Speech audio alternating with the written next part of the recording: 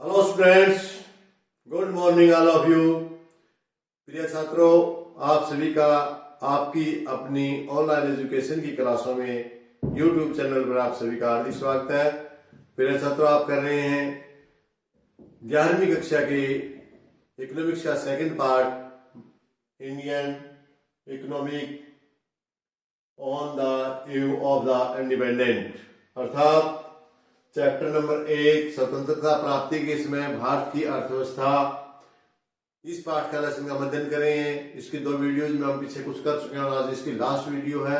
और इसका महत्वपूर्ण टॉपिक जो हम बार बार बात कर रहे थे कि भारतीय अर्थव्यवस्था आजादी के समय पिछड़ी अर्थव्यवस्था थी, तो वह अर्थव्यवस्था क्यों थी, उसके क्या कारण थे, इस बात पर हम आज चर्चा करेंगे।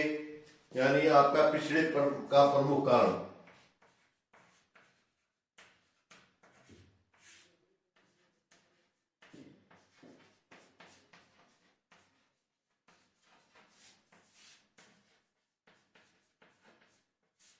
डियर स्टूडेंट्स, जो भारत की स्वतंत्रता के समय भारत की अर्थव्यवस्था जो पिछड़ी हुई थी, उस पिछड़ेपन के क्या कारण थे, हम उनकी बात करेंगे।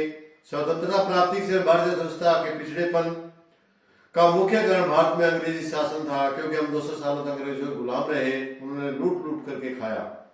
भारतीय अर्थव्यवस्था का उपनिवेश शोषण था, जो हम आज आपके सामने पॉइंट टू पॉइंट बात करेंगे उनके ऊपर।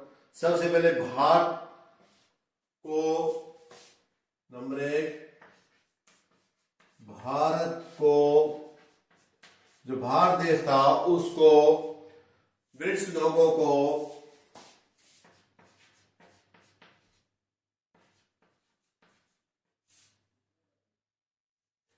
ब्रिटिश उद्योगों को कच्चा माल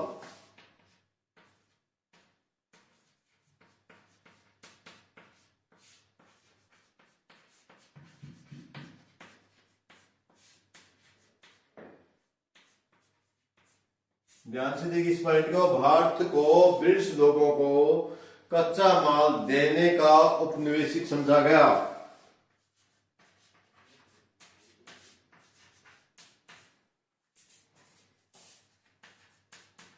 उपनिवेश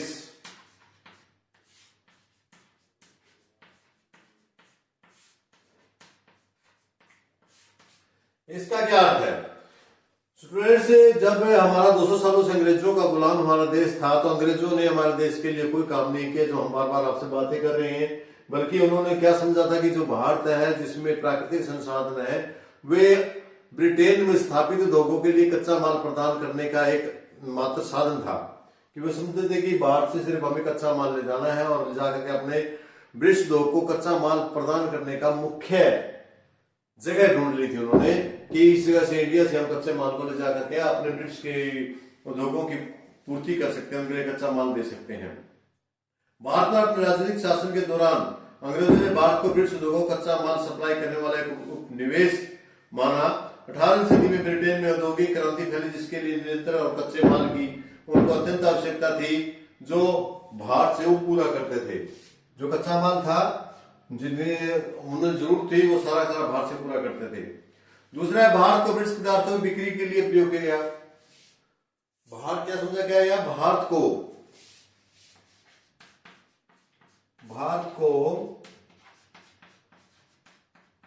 ब्रिटिश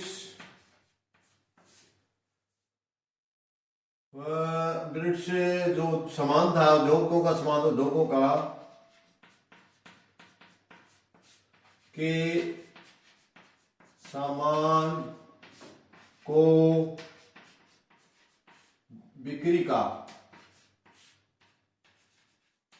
बिक्री का बाजार माना गया, बिक्री के लिए प्रयोग किया गया। उद्योगों के सामान को बिक्री के लिए ठीक रहेगा, बिक्री के लिए प्रयोग किया।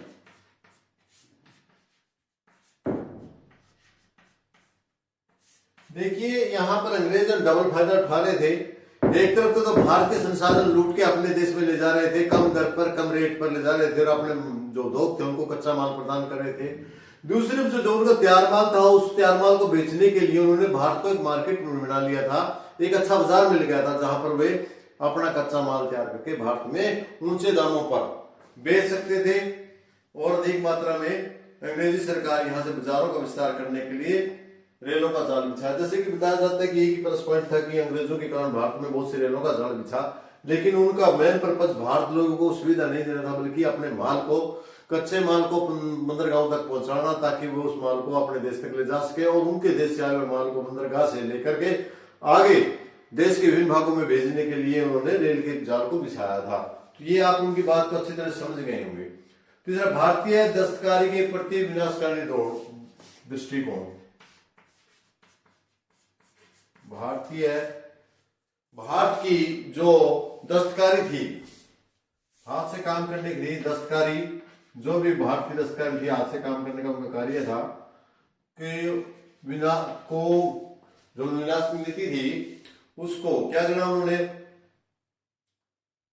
विनाशकारी दृष्टिकोण अपनाया, का विनाश किया।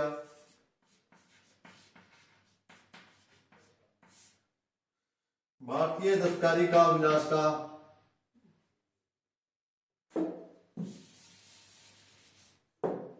भारतीय दस्तकारी के लिए विनाशकारी दृष्टिकोण।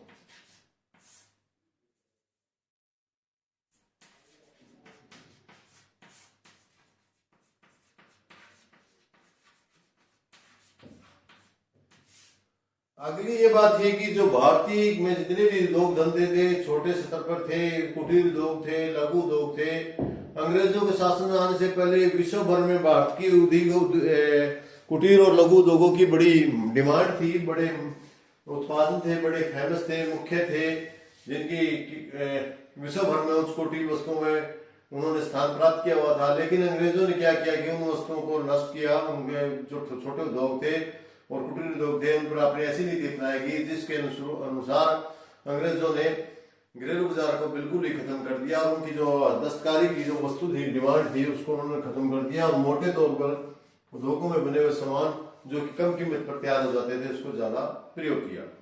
इसका अगला शोषणात्मक भूमि प्रकृति।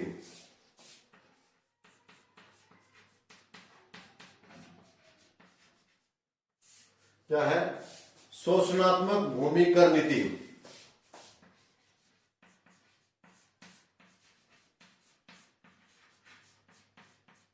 जो भारतीय अर्थव्यवस्था स्वतंत्रता समय पिछड़ी हुई थी, उसका ये भी कारण था कि जो लोगों पर, किसानों पर कर लगाए गए थे, मजदूर कर लगाए गए थे, वो शोषणात्मक दृष्टि से कल्याणकारी नहीं थे। जमींदारी प्रणाली विशेष रूप से उल्लेखनीय थी। उसमें अंग्रेजों ने बड़े बड़े जमींदारों के साथ भूमि के लगान का स्थायी समझौता कर लिया था और उनको यह अधिकार दे दिया था कि वे जितना चाहे भूमि पर खेती करने वाले किसानों से धन एकत्रित कर सकते हैं। इसका रिजल्ट क्या हुआ कि किसानों को हमारी कल्पना से अधिक शोषण हुआ। स्थायी कृषि संबंधी अधिकार एक तरफ फेंक दिए गए, किसानों को लगातार भूमि से बेदखल किया जाता रहा और उन्हें सिर्फ भूमि रहित श्रमिकों का दर्जा दिया जाना लगा। यानी मनचाहा शोषण किया अंग्रेजों ने, फुल शोषण किया किसानों का, उनका भरपूर ज्यादा कर लेकर के उनसे। और इसके अलावा जो अगला पॉइंट था, बुनियादी संरचना का जानबूझकर अवहेलना।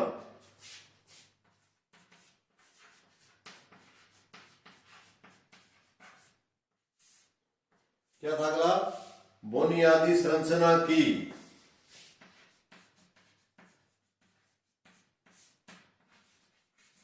बुनियादी संरचना की जानबूझकर।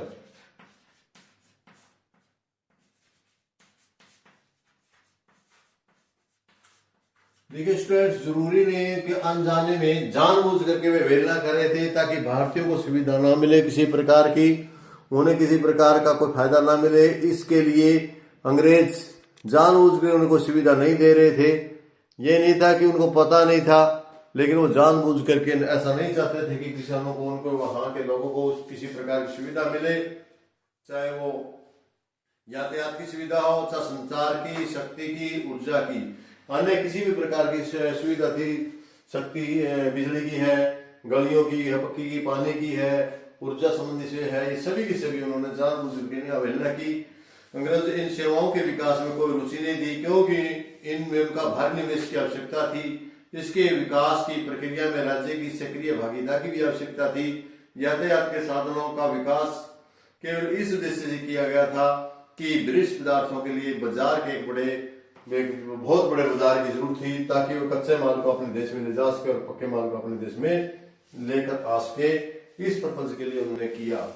और नंबर जो छठा है आपका, वो है प्रशासन की ऊंची लागत तथा बड़े पैमाने पर प्रयासन। प्रशासन की ऊंची लागत,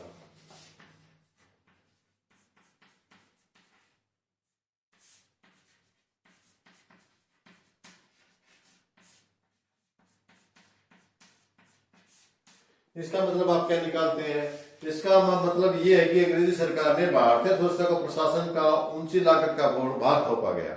जितनी भी अंग्रेजी प्रशासन का बहुत वजन था, बोझ था, वो अंग्रेजों ने भारतीयों के ऊपर लाद दिया था। ये कहते थे कि हमें आप लोगों को सरकार नहीं चलानी आती, हम आपकी सरकार के लिए बड़े बड़े अधिकारियों की पे है, सेना का खर्चा है, सारा का सारा भारतीय जनता पर लाद दिया जाता था। इसलिए भारतीय अर्थव्यवस्था बहुत ही कमजोर हो गई। और इतना इससे भारत में वस्तुओं और व्यापारिक उद्यमों से प्राप्त अधिके के रूप में अफगान युद्ध हुआ 1880 में, उसमें बर्मा युद्ध हुआ 1855 में।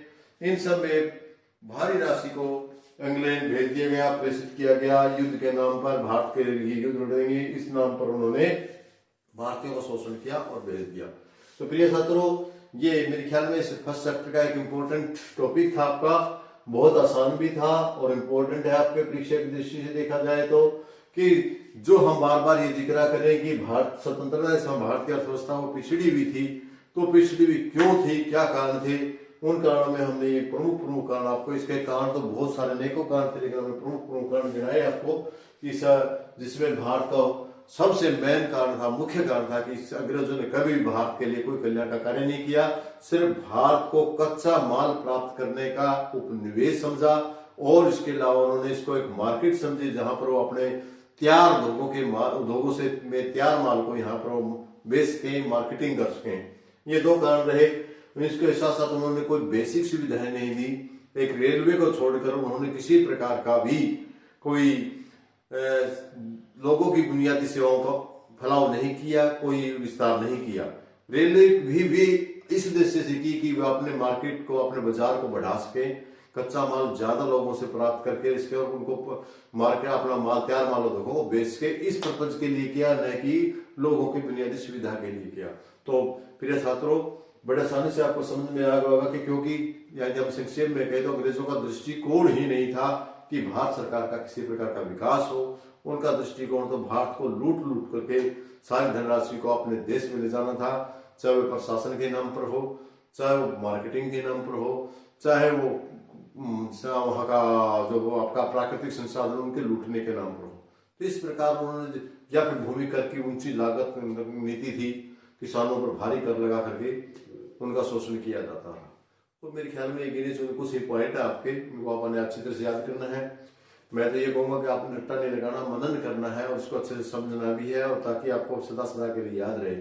इन सब बातों के साथ आज का आपका ये लेसन पूरा होता है। हम मिलते हैं सेकंड लेसन में फिर आपके साथ। आप इन्हीं शब्दों के साथ आपसे विदा लेना चाहूंगा। आप सभी देखने वालों का बहुत बहुत धन्यवाद। यदि आपको पर्सन, पाठ, लेसन और वीडियो अच्छी लगी हो तो शेयर, लाइक करें और शेयर भी करें, और मेरा हौसला बढ़ाने के लिए आप जैसा भी चाहें कमेंट अवश्य दें। धन्यवाद, थैंक यू।